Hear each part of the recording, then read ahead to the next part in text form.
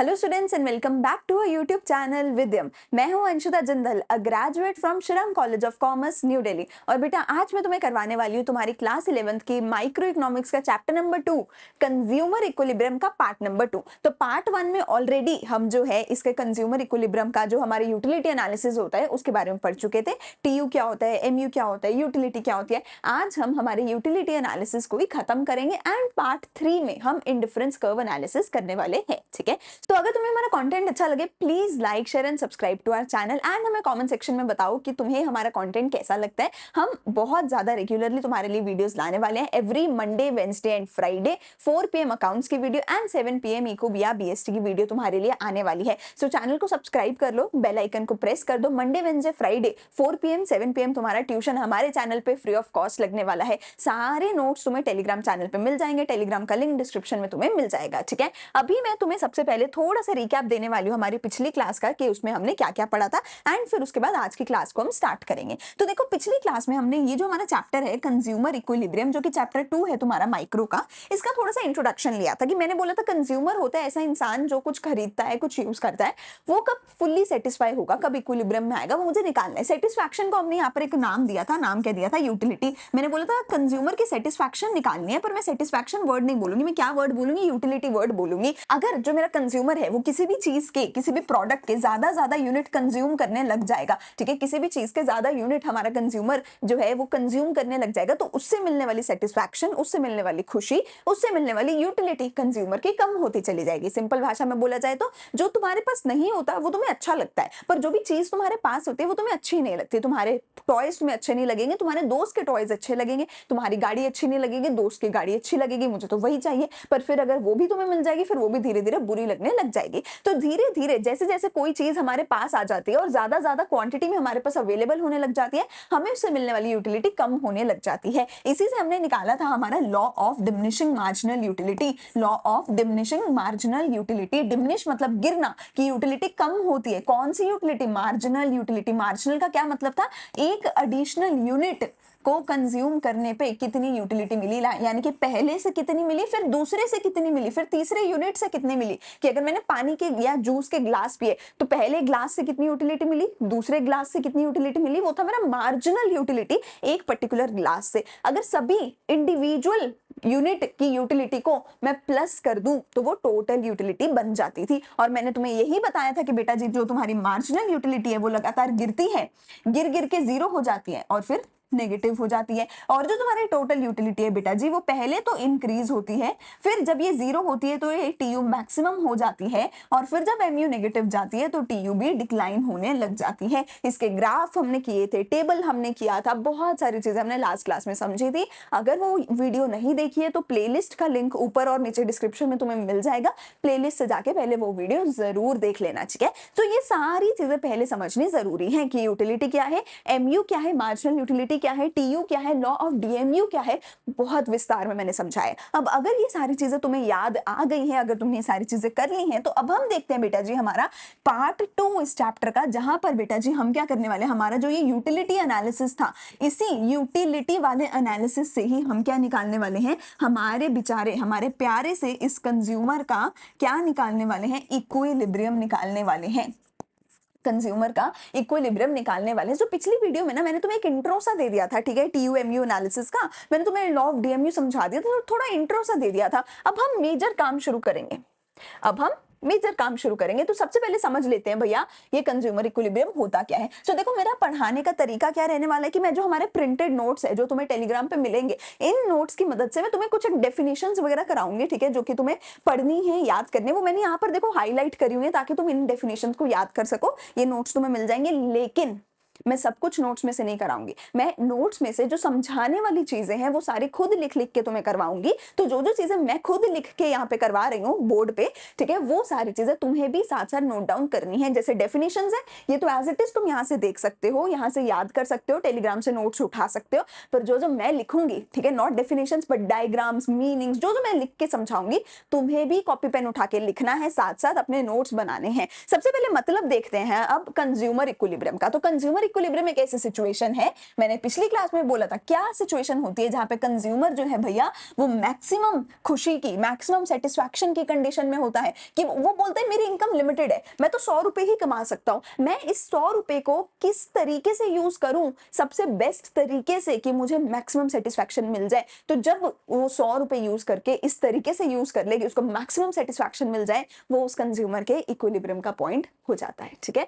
And वो कहता है मेरी कोई टेंडेंसी नहीं है चेंज करने की, मैं 100 रुपए को ऑलरेडी बेस्ट तरीके से यूज कर रहा हूं, अब मुझे चेंज करना ही नहीं है अपना तरीका खर्च करने का। ये मेरा कंज्यूमर का इक्विलिब्रियम का पॉइंट है। तो कहते हैं जब कंज्यूमर अपनी लिमिटेड इनकम को सबसे बेस्ट तरीके से खर्च करे सच दैट उसको मैक्सिमम सेटिस्फैक्शन मिलने लग जाए, वो कंज्यूमर के इक्विलिब्रियम का पॉइंट है। और उसी को मुझे ढूंढना है, और उसी को मुझे ढूंढना है कि कब कंज्यूमर सबसे बेस्ट तरीके से अपनी इनकम को खर्च कर रहा है और इक्विलिब्रियम में आ रहा है, ठीक है। लेकिन इसको पढ़ने के लिए भैया जी कुछ एक अजम्पशन मुझे चाहिए होंगी। सबसे पहली अजम्पशन क्या बोलेगी कि हमारी इनकम फिक्स्ड है। देखो मैंने क्या बोला, लिमिटेड इनकम को बेस्ट तरीके में खर्च करे। अरे अगर इनकम ही चेंज हो गई तो खर्च करने का तरीका भी तो चेंज करना पड़ेगा, तो मैं किसी एक तरीके पे पहुंच ही नहीं पाऊंगी। तो इनकम फिक्स रहेगी, ये अजम्पशन है, ठीक है। And wants to spend it completely on the good X and Y. और पहली चीज तो इनकम लिमिटेड है, लेट्स से इनकम उसकी सिर्फ 100 रुपए है और वो जितना भी ये 100 रुपए खर्च करेगा सारे का सारा उन्हीं चीजों पे खर्च करेगा जो भी चीजें हमारे क्वेश्चन में हमें दे रखी होंगी। यानी कि अगर एक ही चीज वो खरीद रहा है, क्वेश्चन में एक चीज दी हुई है तो एक पे ही सारा पैसा खर्च करेगा, या क्वेश्चन में दो चीजें दे रखी है गुड एक्स गुड वाई तो वो उन्हीं दोनों पे खर्च करेगा। वो इनकम बचाना नहीं चाहता, वो 100 के 100 रुपए खर्च करके ही घर पे जाएगा, ठीक है जी। The prices are also constant, prices जो है वो भी फिक्स्ड है, ठीक है। गुड एक्स गुड वाई के हमारे जो प्राइजेस हैं वो भी फिक्स्ड है। जो हमारे गुड्स हैं वो होमोजेनियस है, डिविजिबल है, ठीक है। जो गुड्स हैं उनको तुम डिवाइड कर सकते हो in the number of units कि ये गुड एक्स का मैंने पहला यूनिट खरीद लिया, ये दूसरा यूनिट खरीद लिया। सिंपल भाषा में बोला जाए तो अगर मैं बोल रही हूँ कि मैं एप्पल खरीद रही हूँ तो 1 किलो खरीदा, 2 किलो खरीदा, 3 किलो खरीदा, 4 किलो खरीदा, मैं डिवाइड कर पा रही हूँ नंबर्स की फॉर्म में। और दूसरी चीज चाहे मैं 1 किलो खरीदूं या 2 किलो खरीदूं, एप्पल तो सेम ही रहेंगे, एप्पल की क्वालिटी सेम ही होगी। 1 किलो खरीदूं कि 5 किलो खरीदूं, 5 किलो वाले एप्पल की जो क्वालिटी होगी वही सेम ही होगी, ठीक है। तो सेम क्वालिटी है, इंडिविजिबल है। कंज्यूमर रेशनल है, कंज्यूमर सोच समझ के, ऐसे पागल नहीं है, कंज्यूमर को सब पता है और सोच समझ के एक्ट कर रहा है और अपनी सेटिस्फैक्शन को मैक्सिमाइज करना चाहता है कंज्यूमर, और कंज्यूमर अपनी सेटिस्फैक्शन को मैक्सिमाइज करना चाहता है। एक सबसे इंपॉर्टेंट जो मैंने यहाँ पे नहीं लिखा, मैं खुद तुम्हें लिख रही हूँ, ये इसको साथ में नोट डाउन करना और मोस्ट इंपॉर्टेंट की कैटेगरी में डालना। सबसे इंपॉर्टेंट अजम्पशन यहाँ पर क्या होती है, सबसे इंपॉर्टेंट अजम्पशन यहाँ पर होती है कि मार्जिनल यूटिलिटी, एमयू क्या था, marginal utility of money, MU क्या था, मार्जिनल यूटिलिटी ऑफ मनी, जिसको मैं क्या लिखती हूँ, एम यू पैर में छोटा सा एम। एमयू ऑफ मनी को कैसे लिखा जाता है, एमयू बड़ा लिखा जाता है और उसके पैर में छोटा सा एम लिखा जाता है। MU of money is also constant. तो मैंने अज्यूम क्या किया है, इज ऑल्सो कांस्टेंट। मैंने क्या एक और चीज अज्यूम करी है कि मनी, पैसे से मिलने वाली मार्जिनल यूटिलिटी वो भी फिक्स्ड है, इनकम फिक्स्ड है, प्राइजेस फिक्स्ड है और पैसे से मिलने वाली जो मेरी मार्जिनल यूटिलिटी है भैया जी वो भी मेरी कांस्टेंट है, वो भी मेरी फिक्स्ड रहती है, ठीक है। अगर तुम्हें ये सारी चीज समझ आ गई, अब एक बहुत ही अच्छी सी प्यारी सी चीज तुम्हें मैं समझाऊंगी, उसको सारे काम धंधे छोड़ के, सारी नोटिफिकेशंस छोड़ के उस चीज को समझ लेना। अगर वो समझ नहीं आई तो सारे चैप्टर में तुम्हें दिक्कत होगी। बस 2-5 मिनट की चीज है। देखो मैंने ये पॉइंट निकालना है, मैंने एक ऐसा पॉइंट निकालना है जहां पे मेरा कंज्यूमर बहुत ज्यादा खुश है। मैंने एक ऐसा पॉइंट निकालना है जहां पे मेरा कंज्यूमर खुश है। कंज्यूमर कहता है मेरे पास 100 रुपए हैं, ठीक है, मेरे पास 100 रुपए, मैं ये 100 रुपए को खर्च करके एप्पल खरीदना चाहता हूँ, मैं ये 100 रुपए को खर्च करके एप्पल खरीदना चाहता हूँ, पर इस तरीके से खरीदना चाहता हूँ कि मैं बहुत ज्यादा खुश हो जाऊं, ठीक है। अब कंज्यूमर की मुझे खुशी वाला, मैक्सिमम खुशी वाला पॉइंट खरीदना है। अब एक चीज सोच के देखो, एक चीज सोच के देखो, कंज्यूमर के पास क्या है, कंज्यूमर के पास क्या है, पैसा है। कंज्यूमर को क्या चाहिए, कंज्यूमर को क्या चाहिए, एप्पल चाहिए। तो पैसा जाएगा, एप्पल आएगा। अभी पैसा है, एप्पल नहीं है, पैसा जाएगा, एप्पल आएगा। समझ आई चीज। तो कंज्यूमर कहता है मेरे से पैसा ले लो पर एप्पल दे दो, पर इस तरीके से दो कि मुझे मेरे लिमिटेड 100 रुपए में मैक्सिमम क्वांटिटी ऑफ एप्पल मिल सके, ठीक है, और मुझे मैक्सिमम सेटिस्फैक्शन उससे मिल रही हो, मैक्सिमम सेटिस्फैक्शन मिल रही हो। तो मुझे क्या करना है, मुझे एक ट्रेड ऑफ करना है पैसे और एप्पल के बीच में, मुझे एक ट्रेड ऑफ करना है पैसे और एप्पल के बीच में। मुझे क्या करना है, 100 रुपए देने हैं और बदले में कंज्यूमर क्या कहता है, एप्पल मुझे लेने हैं, पर इस तरीके से लेने हैं कि मुझे मैक्सिमम सेटिस्फैक्शन मिले। अब देखो जब वो एप्पल खरीदेगा, जब वो एप्पल खरीदेगा तो उसको एप्पल खरीदने से कुछ ना कुछ खुशी मिलेगी ना, कुछ ना कुछ तो उसको खुशी मिलेगी ना। खुशी क्या मतलब कि उसको कुछ ना कुछ सेटिस्फैक्शन मिलेगी ना। जब भी वो एप्पल खरीद रहा है तो उसको कुछ ना कुछ सेटिस्फैक्शन मिलेगी ना। लेकिन फ्री में थोड़ी खरीद रहा है एप्पल। फ्री में खरीदा क्या? नहीं खरीदा। बदले में क्या करना पड़ेगा? बदले में भैया 100 रुपए भी तो देने पड़ेंगे। ये कुछ ना कुछ तो तुम्हें अमाउंट ऑफ मनी बदले में देना पड़ेगा ना। अब जब भी तुम दे रहे हो पैसा तो तुम्हें ऑब्वियसली खुशी मिलेगी या दुख मिलेगा? तुम्हें दुख मिलेगा। तुम्हें दुख मिलेगा। यानी सिंपल भाषा में तो क्या बोला जाएगा कि एप्पल खरीदोगे तो खुशी मिलेगी, पैसा देना पड़ेगा तो दुख मिलेगा। इकोनॉमिक्स की भाषा में क्या बोलूंगी? एप्पल खरीदोगे तो कुछ मार्जिनल यूटिलिटी मिलेगी। ऑब्वियस बात है। when you will purchase apple, you will purchase 1 unit of apple, you will get some marginal utility. लेकिन when you will spend some money, let's say not 100 rupees, let's say if you are spending rupees 1, you will have to sacrifice some marginal utility. किसका marginal utility? You will have to sacrifice marginal utility of money. समझ आ रही है चीज? तो तुम अगर जो भी चीज तुम्हारे पास आ रही है उससे तुम्हें जो यूटिलिटी मिल रही थी वो यूटिलिटी ऐड हो रही है, वो यूटिलिटी यहाँ पर ऐड हो रही है। लेकिन यहाँ पर तुम क्या कर रहे हो? पैसा दे रहे हो, अपनी जेब से निकाल रहे हो, तो यूटिलिटी माइनस होती जा रही है। अब सिंपल मैथ्स हो गया। अब सिंपल मैथ्स हो गया।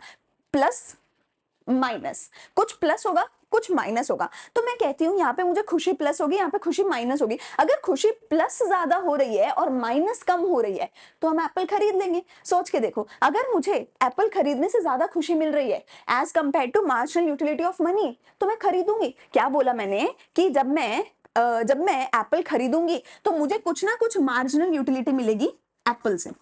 तो मुझे कुछ ना कुछ मार्जिनल यूटिलिटी मिलेगी एप्पल से। लेकिन जब मैं पैसा अपनी जेब से बाहर निकालूंगी, जब मैं ये पैसा अपनी जेब से बाहर निकालूंगी तो मेरी कुछ ना कुछ मार्जिनल यूटिलिटी होगी माइनस। किसकी मार्जिनल यूटिलिटी माइनस होगी? मार्जिनल यूटिलिटी ऑफ मनी की। तो अगर मुझे एप्पल से ज्यादा खुशी मिल रही है, एप्पल की यूटिलिटी अगर ज्यादा है मनी की यूटिलिटी से, तो मैं एप्पल खरीदूंगी। अब इसको मैं कैसे लिख सकती हूँ? क्या मैं इसको ऐसे बोल सकती हूँ कि एक साइड पे मेरे पास मार्जिनल यूटिलिटी ऑफ मनी है, एक साइड पे मार्जिनल यूटिलिटी ऑफ एप्पल है।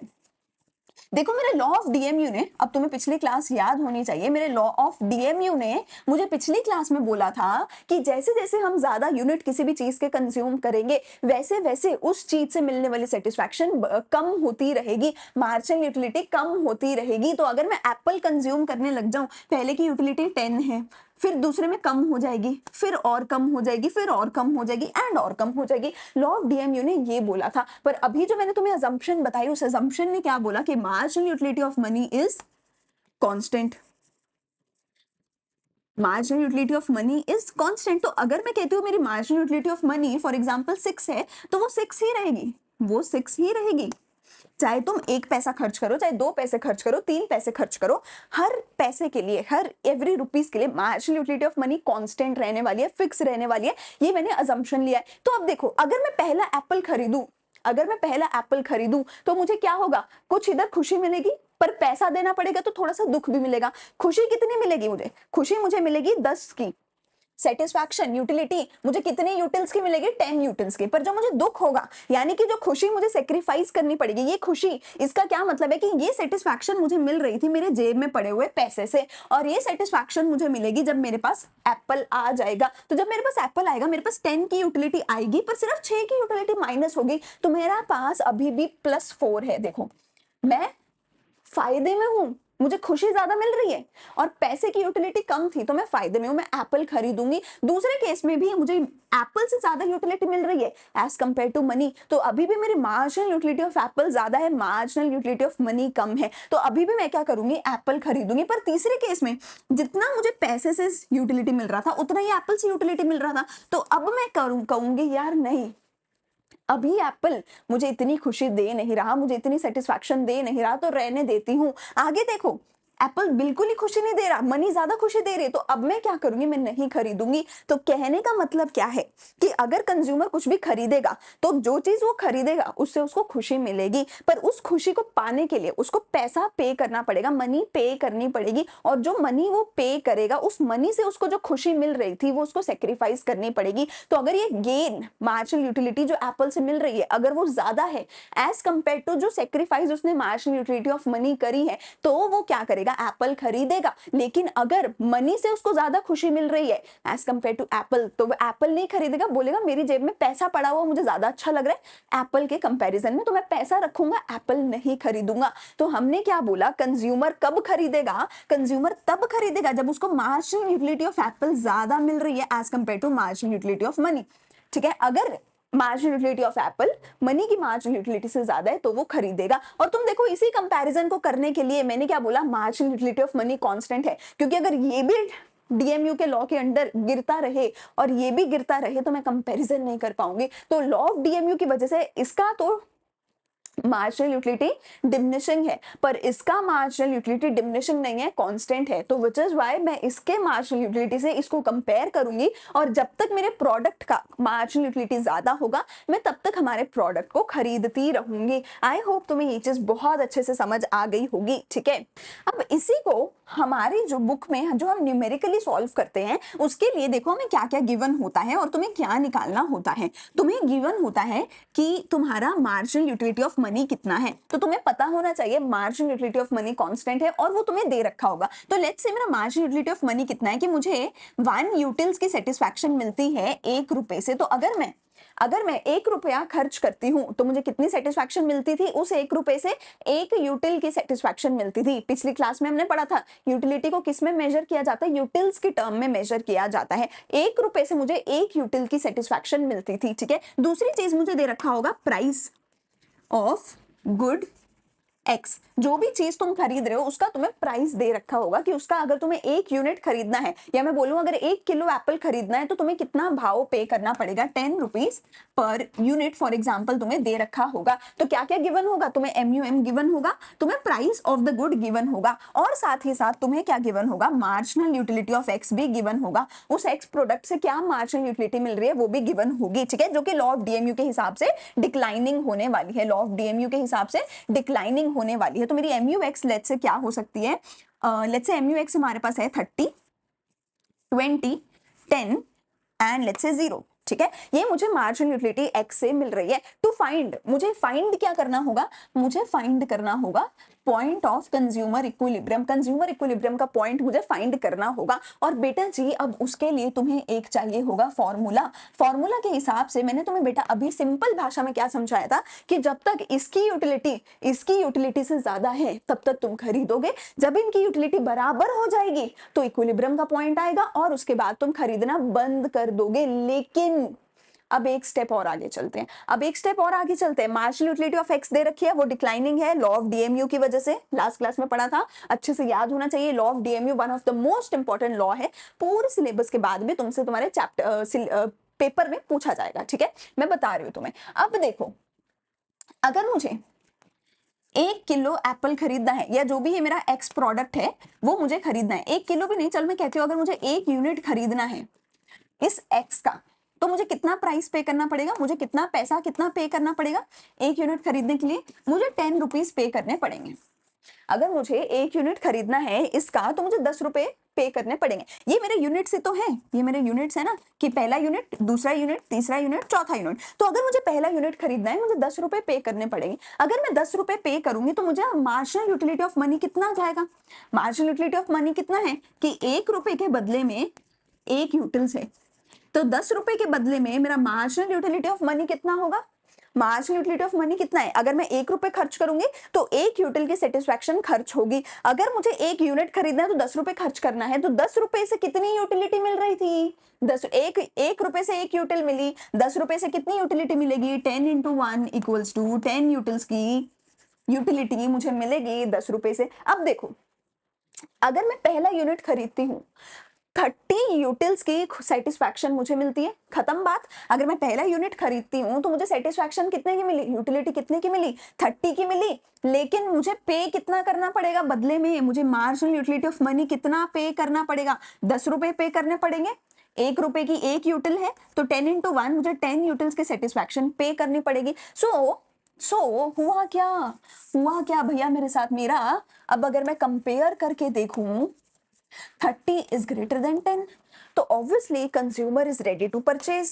समझ आई चीज? 10 कैसे निकाला? 1 रुपए से 1 यूटिल की सेटिस्फैक्शन है, 10 रुपए खर्च करने पड़ेंगे तो 10 यूटिल्स की सेटिस्फैक्शन खर्च करनी पड़ेगी। 10 की खर्च करी, पाया कितने का? एप्पल से मुझे 30 यूटिल्स की सेटिस्फैक्शन मिली। 30 इज ग्रेटर देन 10 तो कंज्यूमर विल बाय। ठीक है, दूसरे केस में फिर से एक और यूनिट खरीदना है, सेकेंड यूनिट मुझे खरीदना है तो मुझे फिर से 10 रुपए पे करने पड़ेंगे। 10 रुपए पे करूंगी तो 10 की यूटिलिटी मुझे गंवानी पड़ेगी, तो फिर से मुझे 10 into 1 यानी 10 की यूटिलिटी मुझे पे करनी पड़ेगी। और मैंने यूटिलिटी पाई कितनी? अभी भी 20 की पाई, और तो अभी भी 20 इज ग्रेटर देन 10।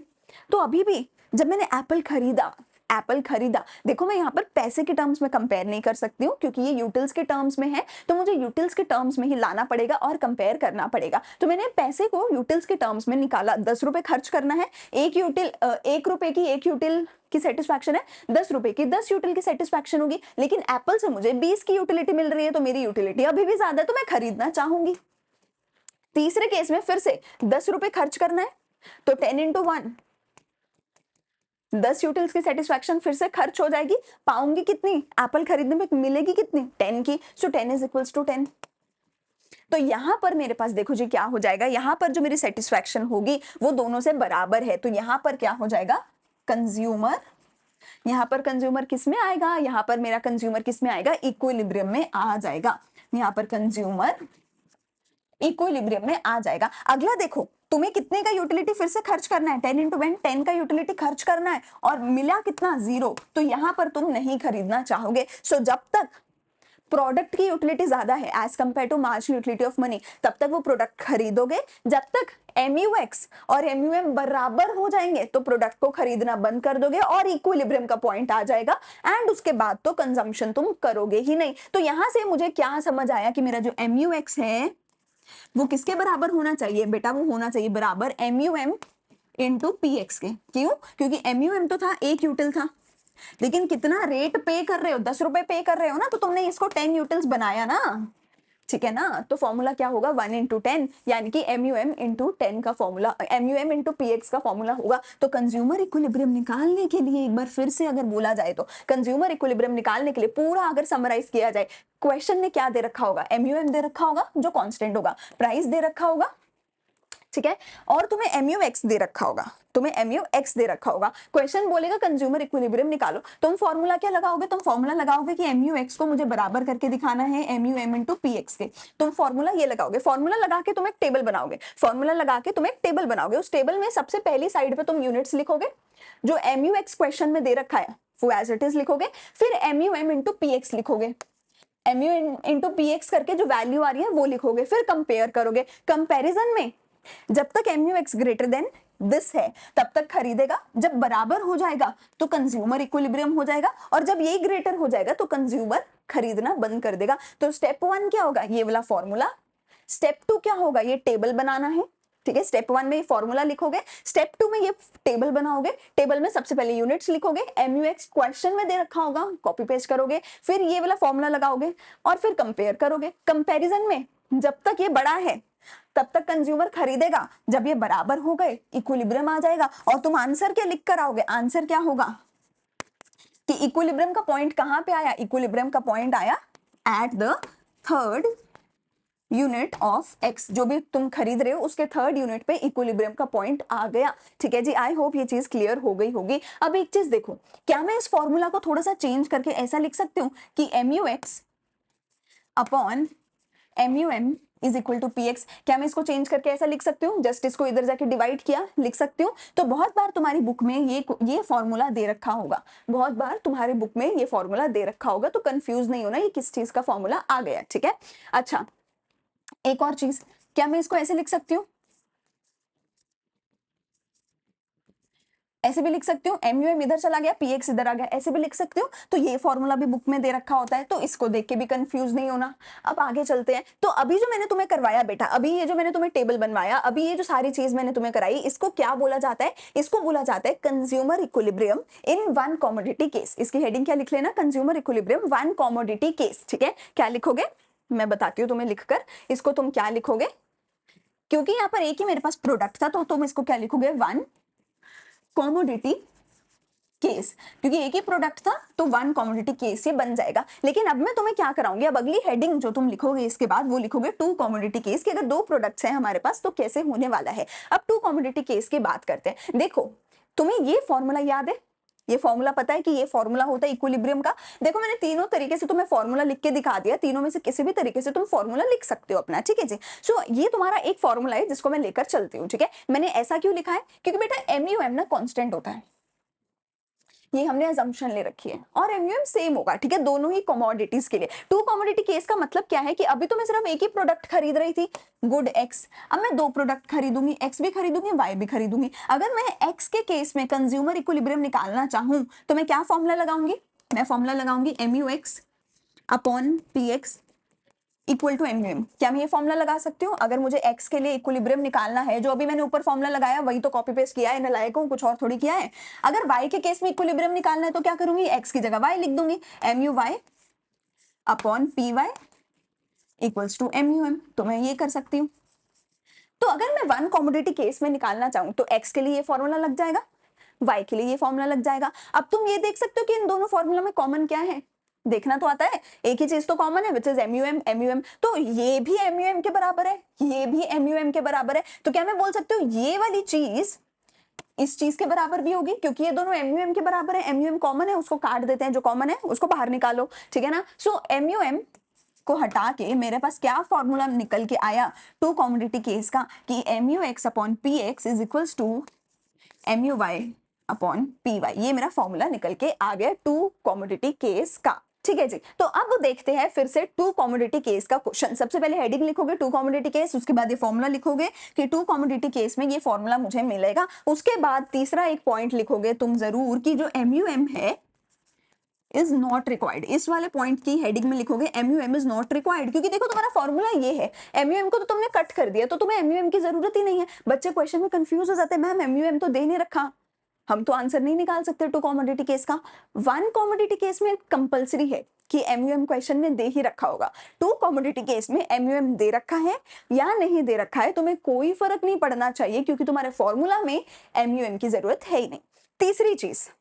तीसरी चीज, अब तुम्हें गिवन क्या क्या होगा, तुम्हें जो जो फॉर्मूला में चाहिए वो सब कुछ गिवन होगा। तुम्हें पी एक्स गिवन होगा, तुम्हें पी वाई गिवन होगा, ठीक है। एमयूएम दिया हो या ना दिया हो ये ऑप्शनल है, क्योंकि इसकी जरूरत नहीं है। कई बार क्वेश्चन दे भी देता है कंफ्यूज करने के लिए, तो ये ऑप्शनल है, दे दिया नहीं दे दिया तुम आंखें बंद करके इस पे काटा मार दो, ये हमें नहीं चाहिए, ठीक है। पी एक्स दे रखा होगा, पी वाई दे रखा होगा, ठीक है। तुम्हें एमयू एक्स दे रखा होगा डब्बा बना के पूरा डिक्रीजिंग ऑर्डर में, ऑब्वियसली तुम्हें एमयू वाई दे रखा होगा डिक्रीजिंग ऑर्डर में, लॉ ऑफ डीएमयू के हिसाब से। एक एक्स्ट्रा चीज जो तुम्हें दे रखी होगी वो तुम्हें दे रखी होगी इनकम ऑफ द कंज्यूमर। एक चीज तुम्हें क्या दे रखी होगी, इनकम ऑफ द कंज्यूमर तुम्हें दे रखी होगी। अब देखते हैं क्वेश्चन किस तरीके से आएगा, तुम्हें फाइंड क्या करना होगा, ऑब्वियसली तुम्हें क्या फाइंड करना होगा, कंज्यूमर के इक्विलिब्रियम का पॉइंट ही तुम्हें हर बार जैसे फाइंड आउट करना होता है वही तुम्हें फाइंड आउट करना होगा। कैसे फाइंड आउट करना होगा, सबसे पहले फॉर्मूला लिख देना, उसके बाद टेबल बना देना, ठीक है। टेबल जैसे ऊपर बनाया था सेम तरीके से हम टेबल बनाएंगे यहाँ पे फिर से, और फिर उसके बाद हम वर्किंग करके दिखाएंगे। वर्किंग मैं तुम्हें समझाऊंगी कि तुम्हें कैसे करनी है, ठीक है। वर्किंग में टोटल 3 पॉइंट बनेंगे, तीनों पॉइंट्स को बनाओगे, साथ में एक्सप्लेनेशन करके वर्किंग करके दिखा के आओगे। ये क्वेश्चन बहुत इंपॉर्टेंट है, क्वेश्चन बहुत बार पूछा जाता है, तुम्हें सेम ऑर्डर में अपने पेपर में आंसर लिखकर आना होता है। क्वेश्चन ने क्या दे रखा होगा, पीएक्स दे रखा होगा, पीएक्स माने price of X commodity, PY मतलब प्राइस ऑफ वाई, कमोडिटी मतलब प्रोडक्ट, कि ये एप्पल का प्राइस हो गया, ये ऑरेंज का प्राइस हो गया। अब कंज्यूमर एप्पल खरीदेगा ऑरेंज खरीदेगा, ये देखना है हमें। एमयू और एप्पल का, एमयू ऑरेंज का। अगर तुम्हें एमयू समझ नहीं आ रहा है प्लीज पिछली वीडियो देख लेना, बहुत अच्छे से मैंने समझाया था। इनकम कंज्यूमर की कितनी है जो वो खर्च करना चाहता है वो भी दे रखा होगा, ठीक है। अब देखते हैं क्वेश्चन। एक क्वेश्चन मैं बनाती हूँ यहाँ पे, ठीक है। लेट्स से हमारे क्वेश्चन में हाशिया बोलते हैं कि जो प्राइस ऑफ एक्स है, ठीक है, लेट्स से क्वेश्चन हम बनाते हैं, क्वेश्चन बोलते हैं ये जो प्राइस ऑफ एक्स है और जो प्राइस ऑफ वाई है ये दोनों बराबर है, और ये कितने हैं, ये है लेट्स से 1 रुपए का प्राइस है। अगर तुम्हें एक्स का 1 यूनिट खरीदना है तो भी 1 रुपए खर्च करो, वाई का 1 यूनिट खरीदना है तो भी 1 रुपए खर्च करना है। कितना सस्ता है, आजकल तो 1 रुपए में टॉफी भी नहीं आती, बताओ, ठीक है। कौन से जमाने की बातें कर रहे हैं, चलो खैर हमें क्या, पी एक्स और पी वाई 1 रुपए के बराबर है, ठीक है। प्राइस ऑफ एक्स भी 1 रुपए है, प्राइस ऑफ वाई भी 1 रुपए है, ठीक है। एमयूएम हमारे को दे रखा है लेट्स से 1 यूटिल फॉर 1 रुपी। क्या इसकी जरूरत है, नहीं है, दे रखा है तो क्या करें, इग्नोर करो, बात खत्म। हर किसी को जिंदगी में तवज्जो नहीं देने का, ठीक है जी। अगली चीज मुझे दे रखी है income of the consumer, and मुझे दे रखा होगा MUX, एंड मुझे दे रखा होगा MUY, ठीक है। अब देखते हैं मुझे क्या क्या दे रखा है, किस ऑर्डर में दे रखा है, ठीक है। MUX और MUY को एक बार मैं लिख देती हूँ यहाँ पे। लेट्स से MUX और MUY मुझे दे रखा है, ये दे रखा है 20, 18, 16, 14 एंड 12, और लेट्स से मुझे दे रखा है 18, ठीक है। तो मैंने क्या किया है, एक साइड पे MUX लिखा है, ये भी ऑब्वियसली डिक्रीजिंग ऑर्डर में है। क्यों डिक्रीजिंग ऑर्डर में? क्योंकि law of diminishing marginal utility लगता है, जैसे जैसे मैं ज्यादा यूनिट्स खरीदती जाऊंगी, यूनिट 1 खरीदा, फिर 2 खरीदा, 3 खरीदा एंड सो ऑन खरीदा, जैसे जैसे मैं यूनिट्स खरीदती चली जाऊंगी मुझे उनसे मिलने वाली सेटिस्फैक्शन कम होती चली जाएगी। तो फिर यहाँ पर मेरा जो है ये भी डिमिनिशिंग ऑर्डर में है और ये भी मेरा डिमिनिशिंग ऑर्डर में है, ठीक है जी। तो MUX मिल गया, MUY मिल गया, PX PY मिल गया, MUM दे रखा है नहीं दे रखा है की बात है।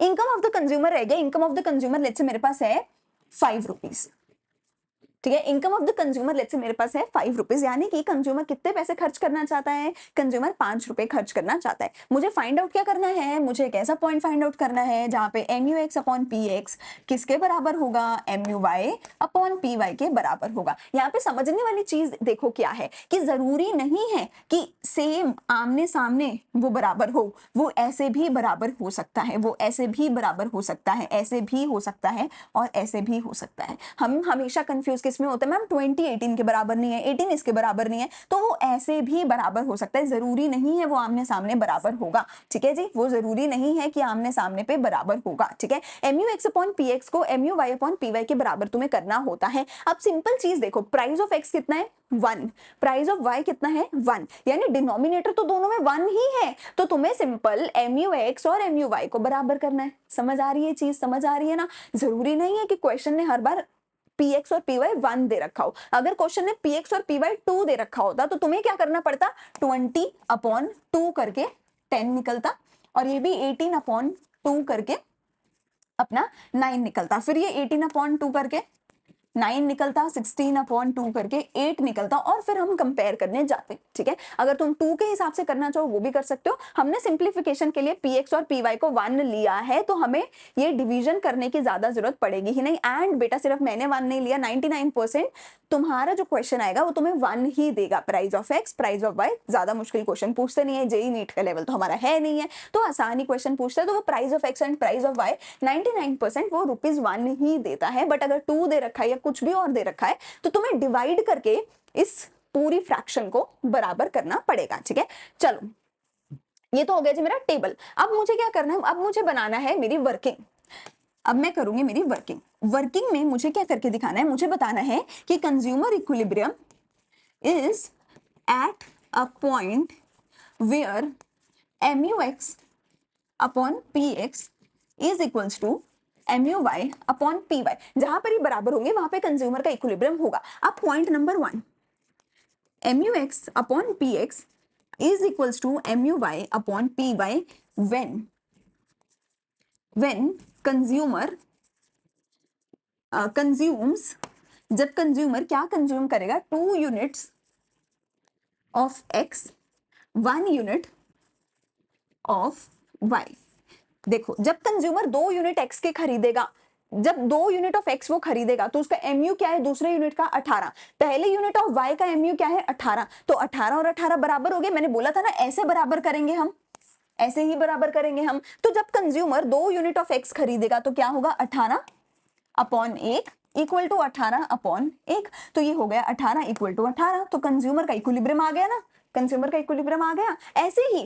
ऐसे ही MUX अपॉन PX जो है वो MUY अपॉन PY के एक बार फिर से बराबर होगा। फिर से कब होगा, is also equal when consumer consumes, जब कंज्यूमर क्या खरीदेगा, 3 यूनिट खरीदेगा X के और 2 यूनिट खरीदेगा Y के। अगर वो 3 यूनिट X के खरीदे और 2 यूनिट Y के खरीदे तो क्या होगा, 16 और 16 पे वो बराबर होगा। देखो अगर तुमने टेबल बनाई है, अरे यार हो जाओ ऊपर, अगर तुमने टेबल बनाई है तुम देखोगे ये 16 और 16 पे फिर से बराबर हो रहा है, तो ये 16 और 16 पे फिर से बराबर हो गया। तो अब कंज्यूमर इक्विलिब्रियम का पॉइंट क्या आया, देखो मेरा आंसर क्या होगा, आंसर ये होगा, ठीक है। 3 units of x 2 units of y। या फिर ऊपर वाले में भी आंसर क्या होगा, कंज्यूमर इक्विलिब्रियम का पॉइंट क्या है, ये हमारा आंसर हमेशा क्या निकल के आता है कि कितना यूनिट कंज्यूमर ने खरीदा है, वो आंसर होगा। जैसे वन कॉमोडिटी केस में मैंने तुम्हें बताया था कि आंसर क्या है हमारा, 3 यूनिट उसने खरीदे थे एप्पल के, वो आंसर था। अब क्या कंज्यूमर इक्विलिब्रियम के 2 पॉइंट हो सकते हैं? एंड मैम 2 ही क्यों, फिर तो ये बहुत सारे नहीं हो गए, फिर तो ये 4 पॉइंट हो गए। देखो 18 और 18 का 1 पॉइंट हो गया, एक पॉइंट क्या हो गया, 2 unit of x and 1 unit of y। दूसरा पॉइंट क्या हो गया, 3 unit of x and 2 unit of y, उस पे भी मेरा फॉर्मूला ट्रू है। तीसरा पॉइंट क्या हो गया, तीसरा पॉइंट हो गया 4 unit of x and 3 units of y, उस पे भी मेरा फॉर्मूला सच बैठ रहा है। एंड लास्ट पॉइंट क्या हो गया, 5 unit of x and 4 units of y, यहाँ पे भी मेरा फॉर्मूला सही बैठ रहा है। तो मेरा जो फॉर्मूला है वो तो 4 जगह पे सेटिस्फाई हो रहा है। तो क्या 4 पॉइंट्स ऑफ इक्विलिब्रियम हो सकते हैं कंज्यूमर के? नहीं, इक्विलिब्रियम का सिर्फ एक ही पॉइंट होगा इन चारों में से। 4 ही पॉइंट है पर इन चारों में से एक पॉइंट होगा इक्विलिब्रियम का। कैसे पता चलेगा? अरे एक चीज तो छोड़ ही दी हमने, इसको तो इग्नोर ही करना था, इसको तो छोड़ दो। अरे इसको थोड़ी इग्नोर करना था, कंज्यूमर की इनकम कितनी है, 5 रुपए। कंज्यूमर की इनकम कितनी है, 5 रुपए। कंज्यूमर 5 रुपए ही खर्च करके जाएगा। हमने क्या बोला था अजम्पशन में, कंज्यूमर की इनकम लिमिटेड है और वो पूरी इनकम इनके ऊपर स्पेंड करेगा। कंज्यूमर ये नहीं बोलेगा चल 2 रुपए में काम चल गया, 3 रुपए में, नहीं। कंज्यूमर 5 रुपए लाया है, 5 के 5 रुपए खर्च करके ही आज तो घर जाएगा। तो कंज्यूमर टोटल 5 रुपए खर्च करेगा। अगर वो 1 यूनिट खरीदे, 1 रुपए खर्च हो गया। दूसरा यूनिट खरीदे, 2 रुपए खर्च हो गए। तीसरा यूनिट खरीदा, 3 रुपए खर्च हो गए। चौथे यूनिट पे 4 रुपए और 5वें यूनिट पे 5 के 5 रुपए खर्च हो गए। तो टोटल वो 5 यूनिट खरीद सकता है, 5 रुपए खर्च करेगा और घर चला जाएगा। तो वो टोटल कितनी यूनिट खरीदेगा, 5 यूनिट खरीदेगा। 5 की टोटल कहां बन रही है, 2 एंड 1 पे, नहीं 3 ही रुपए हुए ना, 2 और 1 3। तो 3 यूनिट, 2 x के खरीदे, 1 y का खरीदा, टोटल 3 यूनिट खरीदे तो 3 ही रुपए खर्च हुए, क्योंकि 1 यूनिट 1 रुपए का ही तो है। अच्छा अगर 1 यूनिट 2 रुपए का होता तो बात अलग होती, फिर मैं देखती कुछ और, है ना, कि लेट्स से अगर कंज्यूमर की इनकम 10 है, कंज्यूमर की इनकम अगर 10 है और 1 यूनिट 2 रुपए का है, पर यूनिट 2 रुपए खर्च करने, तो कंज्यूमर कितने यूनिट खरीदता, टोटल 5 यूनिट खरीद पाता। ठीक है, तो टोटल कंज्यूमर 5 यूनिट खरीद पाता। लेकिन यहाँ तो कंज्यूमर की इनकम 5 रुपए है, प्राइस 1 है, तो कंज्यूमर टोटल 5 रुपए खर्च करेगा, 5 यूनिट खरीदेगा। तो 5 यूनिट कहाँ खरीदेगा, यहाँ खरीदेगा। तो यही पॉइंट कंज्यूमर के इक्विलिब्रियम का होगा, क्योंकि 3 यूनिट और 2 यूनिट, 3 और 2 5, 5 यूनिट खरीदे तो पर यूनिट 1 रुपए खर्च किया तो 5 रुपए खर्च हो गए। तो ये कंज्यूमर के इक्विलिब्रियम का पॉइंट होगा। तो अब तुम अपनी वर्किंग में क्या लिखोगे, अब तुम वर्किंग में क्या लिखोगे कि एट दिस पॉइंट जो मेरा फॉर्मूला है वो तो सेटिस्फाई हो रहा है, formula is satisfied, but consumer has not spent total income. Consumer ने अभी तो पूरी इनकम खर्च ही नहीं करी, और मेरी तो अजम्पशन है जो बोलते हैं कि कंज्यूमर पूरी इनकम खर्च करके ही घर पे जाएगा। So this is not the point of consumer equilibrium. So ये मेरा इक्विलिब्रियम का पॉइंट नहीं हो सकता। दूसरे वाले में भैया 5 के 5 रुपए खर्च हो गए थे, ठीक है, दूसरे वाले में यहाँ पर तुम देखो 5 के 5 रुपए खर्च हो गए थे। सो दिस इज, तो यहाँ पर क्या हुआ, मेरा फॉर्मूला सेटिस्फाई हो गया। टोटल इनकम खर्च हो गई। सो this is the point of consumer equilibrium. So this is the point of consumer equilibrium. Consumer equilibrium के पॉइंट में आंसर क्या लिखोगे, आंसर ये लिखोगे कि consumer equilibrium is at a point जब कंज्यूमर क्या कर रहा है, 3 यूनिट एक्स के खरीद रहा है, व्हेन कंज्यूमर कंज्यूम्स या परचेज या buy 3 unit of x and 2 unit of y। Answer को फाइनल ये इस तरीके से लिख कर आओगे। और इसके बाद एक और थर्ड पॉइंट बनाओगे। मैंने बोला था ना वर्किंग में 3 पॉइंट बनेंगे, तीसरा एक और पॉइंट बनाओगे जिसमें तुम क्या बोलोगे कि फिर से mu(x अपॉन px मेरा एक और जगह पे सेटिस्फाई होता है भैया। ये फॉर्मूला कहाँ पे सेटिस्फाई होता है, इसके बाद भी तो सेटिस्फाई होता है, 4 units of x and 3 units of y, वहां भी तो सेटिस्फाई होता है। वहां पर क्या होगा, 16 16 के बाद 12 12, 12/1 12/1, यहाँ भी फॉर्मूला सेटिस्फाई हो गया। लेकिन यहाँ पे फॉर्मूला तो सेटिस्फाई हुआ पर no income is left. Consumer के पास पैसा बचा ही नहीं इतना खरीदने का। कंज्यूमर के पास पैसे तो 5 रुपए थे, कितने यूनिट हो गए यहाँ पे 4 और 3 7 यूनिट, क्या 7 रुपए हैं? नहीं है। तो क्या कंज्यूमर ये खरीद भी सकता है? नहीं खरीद सकता। This is outside the consumer's budget, consumer doesn't have enough income to purchase this. So हमारा कंज्यूमर की इक्विलिब्रियम का एक ही पॉइंट होगा जो कि ऊपर वाला पॉइंट होगा, जब कंज्यूमर ने 3 यूनिट एक्स के खरीदे, 2 यूनिट वाई के खरीदे। सो मैंने तुम्हें पहले भी बोला तुम्हें क्या करना है, तुम्हें क्या करना है, सबसे पहले फॉर्मूला लिखना है, फिर ये टेबल बनाना है और फिर ये 3 तरीके से वर्किंग करके दिखानी है। तुम अपनी वर्किंग को स्टार्ट एक और तरीके से कर सकते हो। वर्किंग को स्टार्ट करने से पहले एक और चीज कर सकते हो, तुम कंज्यूमर की टोटल इनकम लिखो जो क्वेश्चन में दे रखी है, उसको डिवाइड करो प्राइस के साथ। प्राइस 99.9%, 99.9% जो प्राइस है, पहली चीज तुम्हें 1 रुपीज दे रखा होगा, अगर 2 रुपीज या कुछ और दे रखा है तो एक्स और वाई का प्राइस सेम दे रखा होगा। तुम क्या करोगे, कंज्यूमर की इनकम को प्राइस के साथ डिवाइड करोगे, कंज्यूमर की इनकम को प्राइस के साथ डिवाइड करोगे और फाइंड आउट करोगे टोटल नंबर ऑफ यूनिट्स,